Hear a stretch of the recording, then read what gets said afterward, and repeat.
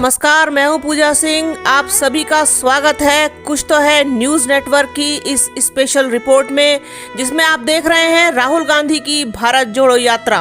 मैं अकेला ही चला था जानिबे मंजिल, मगर लोग साथ आते गए और कारवां बनता गया।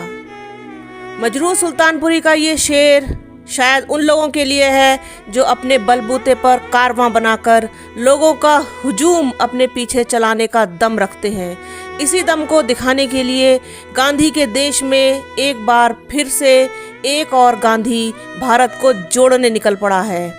चल दिया है उन रास्तों पर जिन पर चलकर ही ये भारत बना है, वही भारत जिस पर आज हम नाज करते हुए नहीं थकते। ये अनगिनत लोगों की कुर्बानियों का ही नतीजा है जो आज का भारत हम सबके सामने है। ऐसी न जाने कितनी यात्राएं उस गांधी ने की थीं जिसे हम बापू कहते हैं, और आज फिर इस सरजमी के एक छोर से दूसरे छोर को नापने चल पड़ा है एक और गांधी, जिसे राहुल गांधी कहते हैं। कन्याकुमारी से लेकर कश्मीर तक राहुल गांधी पैदल यात्रा करते हुए पूरे देश को एक सूत्र में पिरोने और सद्भावना का संदेश देने निकल पड़े हैं। उनकी इस यात्रा को नाम दिया गया है भारत जोड़ो यात्रा। भारत को आखिर जोड़ना क्यों पड़ रहा है? इस यात्रा के पीछे मकसद क्या है? ऐसे बहुत से सवाल आपके मन में भी उठना स्वाभाविक है।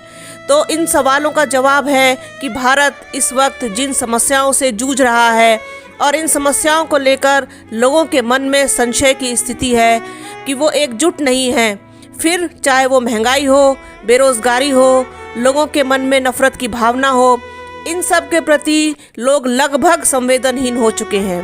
बस इसी खोई हुई संवेदनशीलता, अखंडता और भाईचारे को वापस लाने और देशवासियों को एक दूसरे से भावनात्मक रूप से जोड़ने के लिए ही इस भारत जोड़ो यात्रा की ज़रूरत पड़ी।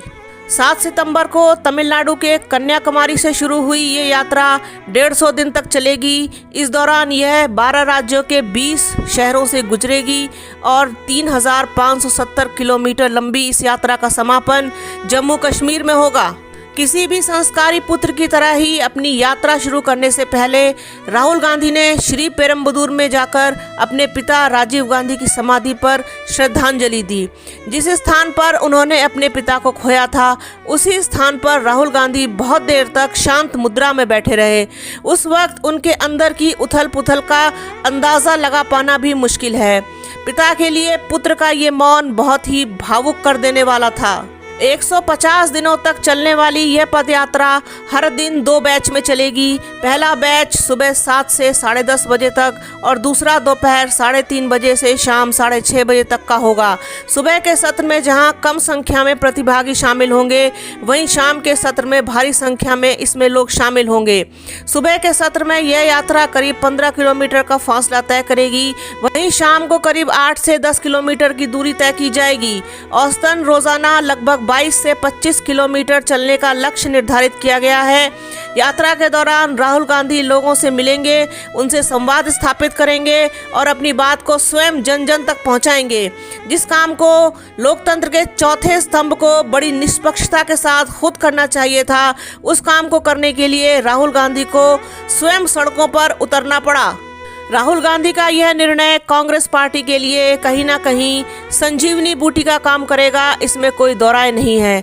भारत जोड़ो यात्रा को लेकर कांग्रेस के वरिष्ठ नेताओं और कार्यकर्ताओं में गजब का उत्साह है। ऐसा लग रहा है जैसे किसी ने कोई मंत्र फूंक दिया हो कि उठो और चलो, मंजिल तुम्हारा इंतजार कर रही है। इसी मंत्र के साथ स्वर्गीय राजीव गांधी के पुत्र चल दिए कन्याकुमारी से कश्मीर तक, हाथों में उम्मीद की डोरी को थामे हुए कि एक दिन तो हालात बदलेंगे।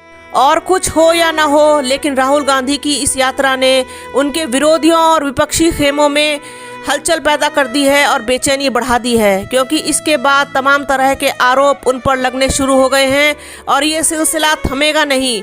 और विरोधियों की ये बेचैनी स्वाभाविक है कि कहीं कांग्रेस अपना खोया हुआ जनाधार और जनता का समर्थन वापस पाने में कामयाब ना हो जाए। कांग्रेस द्वारा आयोजित इस यात्रा में देश भर के अलग अलग क्षेत्रों से जुड़ी हस्तियां हिस्सा लेंगी। इनमें अलग अलग राजनीतिक पार्टियां, सामाजिक कार्यकर्ता, बुद्धिजीवी, लेखक, कलाकार और अन्य प्रतिष्ठित व्यक्ति शामिल होंगे। इनमें योगेंद्र यादव, अरुणा राय, सैयदा हमीद, पीवी राजगोपाल जैसे दिग्गज शामिल हैं। अगर बात करें कांग्रेस नेताओं की तो उनमें पवन खेड़ा, कन्हैया कुमार के अलावा कई अन्य सहयोगी भी इस यात्रा में शामिल रहेंगे। राहुल गांधी इस पूरी यात्रा को चकाचौंध और ग्लैमर से दूर एक सरल तरीके से पूरा करना चाहते हैं। इसके लिए 60 कंटेनर तैयार किए गए हैं जो पूरी यात्रा के दौरान साथ चलेंगे। इनमें रहने, सोने और खाने पीने की पूरी व्यवस्था की गई है। यात्रा के लिए कांग्रेस के द्वारा एक वेबसाइट भी जारी की गई है जिसमें यात्रा से संबंधित पूरी जानकारी दी गई है। इस यात्रा ने राहुल गांधी को मेन स्ट्रीम में ला दिया है, इसमें कोई संदेह नहीं है। तभी तो विरोधी दल उनके साथ साथ उनकी टी शर्ट की भी चर्चा करने में लगे हुए हैं। कांग्रेस के सामने भी करो या मरो की स्थिति है और जब स्थिति ये आ जाए तब निश्चित ही कुछ अच्छा और सार्थक होता है। राहुल गांधी की ये भारत जोड़ो यात्रा लोगों को कितना जोड़ पाएगी और उनके मन मस्तिष्क पर कितना असर छोड़ पाएगी, ये तो आने वाला वक्त ही तय करेगा।